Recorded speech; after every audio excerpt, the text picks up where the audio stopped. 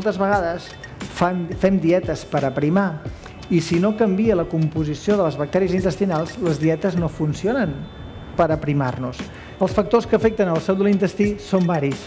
Els irem repassant per intentar que les persones que puguin identificar algun problema sàpiguen amb aquesta estoneta algun petit truc per també posar-hi solució. A nivell intestinal també ens influencia a la salut intestinal l'exercici físic.